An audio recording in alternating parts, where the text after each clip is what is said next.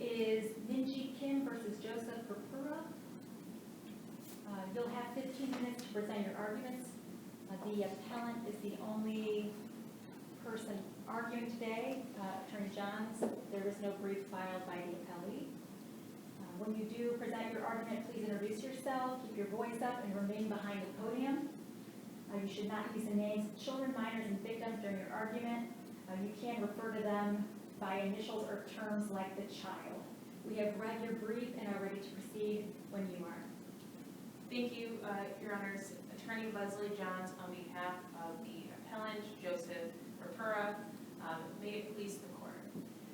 At this time, we are asking the court to consider where is the line drawn as it relates to the request for civil stalking protection orders and domestic violence protection orders, specifically as it relates to menacing by stalking itself.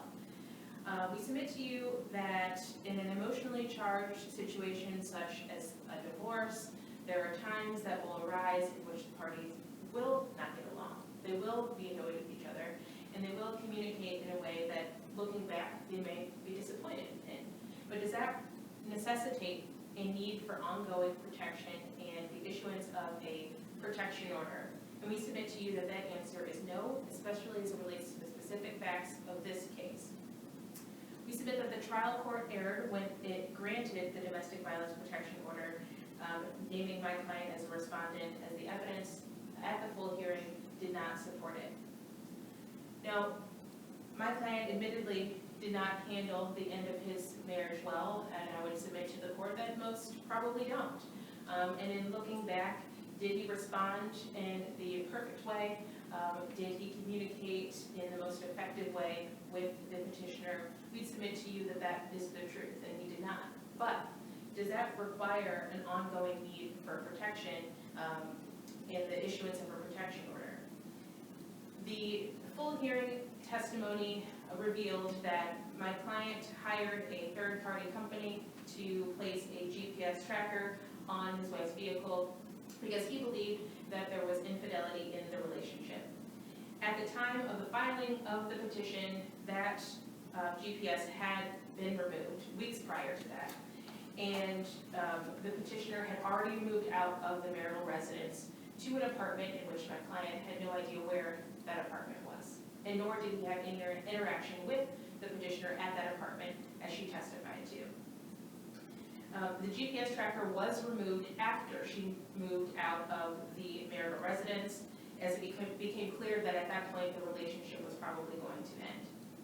After the petitioner was served with a divorce complaint, 7 days later, the request for a protection order was filed with the court and an ex parte was granted.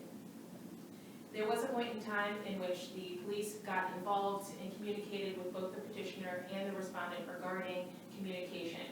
At that time and after that date, my client had no further contact with the petitioner.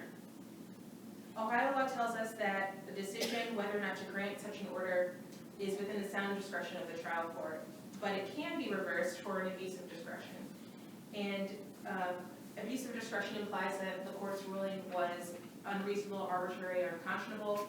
We submit that in this particular case and instance that decision to grant the protection order was unreasonable. There was zero evidence in the relationship of any domestic violence or physical violence whatsoever. And I do believe that the petitioner did testify at the full hearing that was true, and that she was filing and asking for a protection order in case something were to happen in the future. There were two main points, I believe. Was she alleging stalking, particularly if there had been a pattern of conduct of stalking? When you say she's doing this because it might happen, I assume she didn't say there's potential future violence, but she alleged there was stalking that occurred in this case. Your Honor, she did allege that the two, from what I can surmise from the testimony, that there were two, I guess, main instances that she believed that were stalking. And that would be the GPS tracker and then text message communication with her after she moved out of the marital residence. And we submit to the court that those was not a pattern of conduct, especially given the circumstances surrounding everything that is happening at the time. Well, if a GPS tracker is on a vehicle for a length of time, is that really considered one incident? I would submit to the court that it is one incident. And the reason why I would say that is because my client, and the testimony that he gave, was not that he was getting these constant messages from this company. To be clear, he did not physically place it on himself. There was a company that was monitoring it and then would report back to him regarding any findings. He actually stopped the tracking.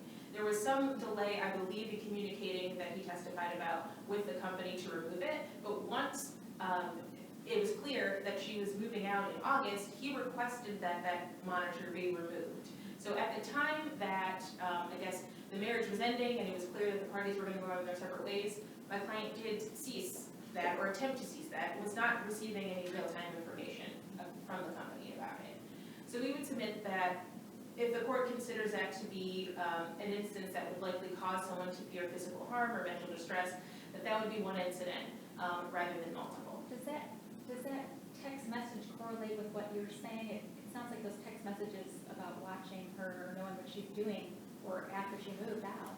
You're correct, and my client did testify and explain as to what he meant by that, and what he indicated was that he was trying to figure out, one, he was upset, and he was trying to figure out where the relationship was going, and any efforts to communicate further with her was to see if the marriage was going to truly end or not.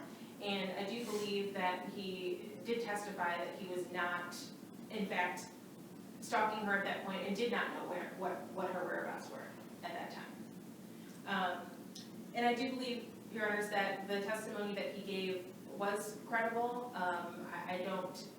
I think the information that he provided was truthful and accurate as to what was happening at the time. He was able to give clear information and clear dates that, I guess, correspond and correlate with the petitioner's testimony as well. Regarding the text message communications, which we believe the trial court's consideration for the second pattern of conduct, my client received a message from Avon Police Department, and thereafter, after one additional message to her, basically trying to clarify what was going on. The police had been, I guess, involved at this point. He did not have any further contact. During that period of time, he was in the process of going through counsel to obtain a divorce, or at least start that process. And the next, I guess, instance that there was any communication was through an attorney by way of a divorce complaint. And at that point in time, prior to the petitioner filing her petition, she was served with that divorce complaint. I have a procedural question. The arguments made at the lower level, objections to the magistrate's decision, are made under Rule 53, but stalking protection orders are governed by 65(1). Is there an issue that this wasn't actually argued, the right, 61(5) says 53 doesn't apply. I don't know if you're prepared for this question, but is there an issue that you didn't make the argument under the right rule about why the magistrate should affirm or adopt or reverse the decision? Your Honor, what I would submit to the court is that the domestic violence statute itself covers menacing by stalking. I do think procedurally that I guess it's up to the court's determination to make it one, whether or not a objection to a magistrate's decision has to be even filed before an appeal. And in this particular case, I did do that, hoping to have the ability to argue these points to the trial court and get a more favorable decision. But given that this was a final appealable order, although I do know that that box was not checked on the protection order, but for further clarification after getting the decision from the trial court judge indicating that it was a final appealable order, I do think that procedurally this is a case that can be brought before the court.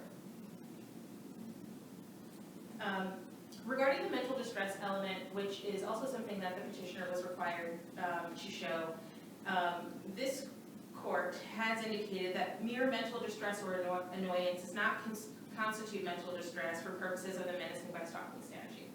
And so we dispute in this case that there was mental distress suffered. However, if the court should agree with the trial court in the fact that the petitioner did provide sufficient evidence of mental distress, we asked the court to consider whether it's reasonable under these circumstances. As I started out arguing, this is a divorce case. Emotions are incredibly high for most people who are going through a time such as this. Dividing assets, separating property, ending a relationship is not something that is easy, and sometimes it's one of the most traumatic times of someone's life.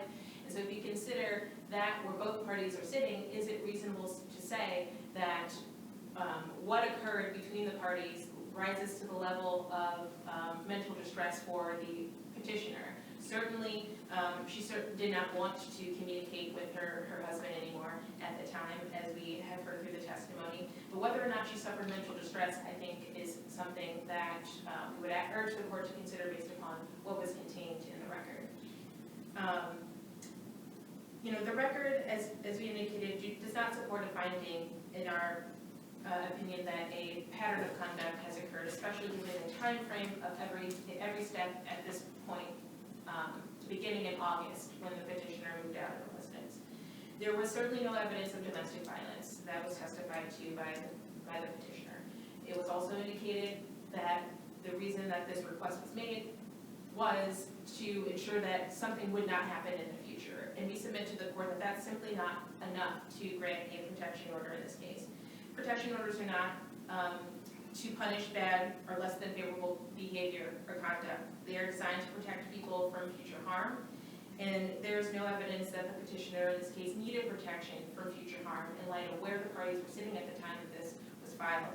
And so we ask that the trial court's decision be reversed and that the protection order be vacated because there was an abuse of discretion to grant this order. And I am happy to take any additional questions from the panel. Thank you for your presentation. Thank you. The court will take this matter under advisement and issue a ruling in due course. The clerk of courts will mail you a copy of the opinion on the date released. Also, the opinions are posted on the Ohio Supreme Court website. Thank you again. Thank you.